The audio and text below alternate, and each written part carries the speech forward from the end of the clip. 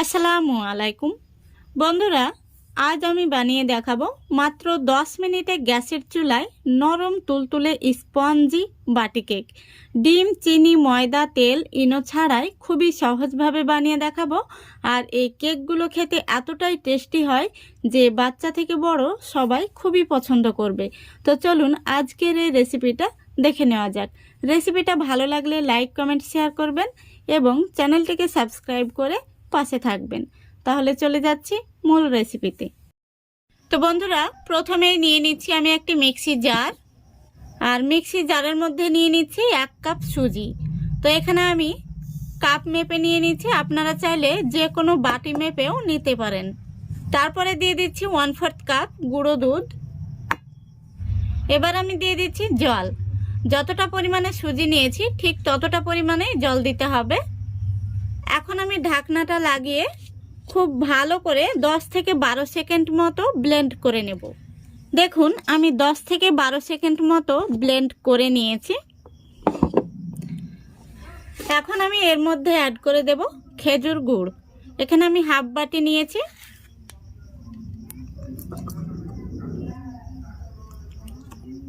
আপনারা আপনাদের পছন্দ মতো মিষ্টিটা দিয়ে নেবেন। এখানে আমি চিনি ব্যবহার করছি না, চিনির পরিবর্তে খেজুর গুড় ব্যবহার করছি। এতে করে কেকের স্বাদটা কিন্তু দারুণ হবে আর কেকটা খেতেও ভালো লাগবে।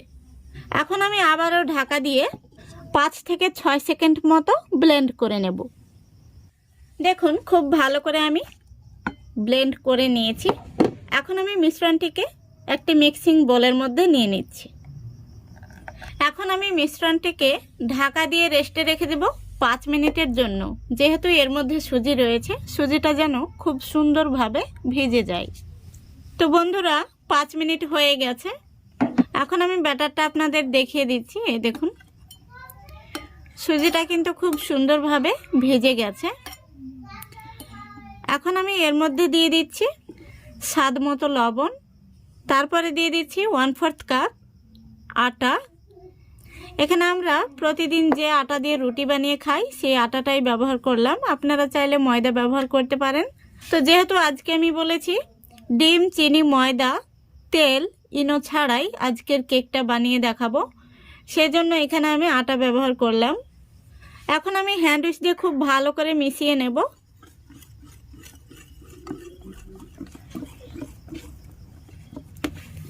দেখতেই পাচ্ছেন আমি খুব সুন্দরভাবে মিশিয়ে নিয়েছি। তো এইভাবে হ্যান্ড উইচটা কিন্তু যে কোনো একটা সোজাতেই ঘোরাতে হবে, দুই দিকে ঘোরালে কিন্তু হবে না।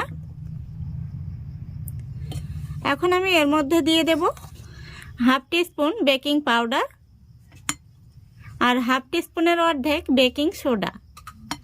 সেই সাথে দিয়ে দিচ্ছি 1 চা চামচ জল। এখন আমি খুব ভালো করে মিশিয়ে নেব। তো বন্ধুরা, দেখতেই পাচ্ছেন ব্যাটারটা কিন্তু আমি একটু গাঢ় করে বানিয়েছি। এতে করে কেকের শেপটা কিন্তু খুব সুন্দর আসবে। এখন আমি দিয়ে দেব 2 ফোঁটা মতো ভ্যানিলা এসেন্স। আপনারা চাইলে ভ্যানিলা এসেন্সের পরিবর্তে এলাচ গুঁড়ো দিয়ে নেবেন। এসেন্সটা দেওয়ার পরে আমি আবারও খুব ভালো করে মিশিয়ে নিচ্ছি। দেখতেই পাচ্ছেন আমি খুব সুন্দরভাবে কিন্তু মিশিয়ে নিয়েছি। আর কেক তৈরির জন্য কিন্তু ব্যাটারটা আমাদের একদম রেডি হয়ে গেছে। আর আমি ব্যাটারটাকে একটু ঘন করেই বানিয়েছি।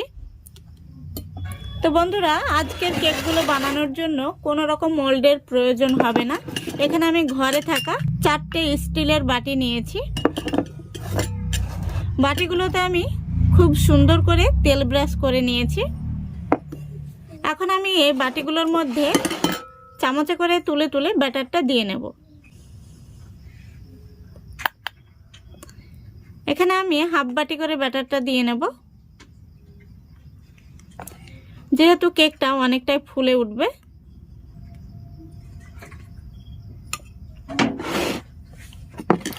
দেখুন সবগুলো বাটিতে আমি সমানভাবে দিয়ে নিয়েছি। এখন আমি উপর থেকে কয়েকটা টুটি ফ্রুটি দিয়ে দিচ্ছি। দেখুন কয়েকটা টুটি ফ্রুটি আমি উপর থেকে দিয়ে দিয়েছি। এখন আমি কেকগুলোকে বেক করে নেব। এদিকে আমি গ্যাসটা অন করে আগে থেকে কড়াই বসিয়ে দিয়েছি। কড়াইটা ফ্রি হিট করার জন্য কড়াইয়ের মধ্যে আমি একটি স্ট্যান্ড বসিয়ে দিয়েছি। এখন আমি এই স্ট্যান্ডের উপর বাটিগুলো বসিয়ে দেব।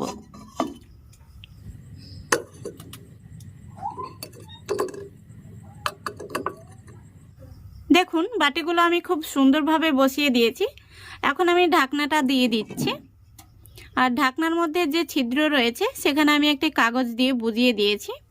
এখন আমি গ্যাসের ফ্লেমটা একদম লো ফ্লেমে রেখে পুরো 10 মিনিট জাল করে নেব। তো বন্ধুরা 10 মিনিট জাল করলে কিন্তু আমাদের এই বাটি কেকগুলো একদম রেডি হয়ে যাবে। তো ফিরে আসছি 10 মিনিট পর।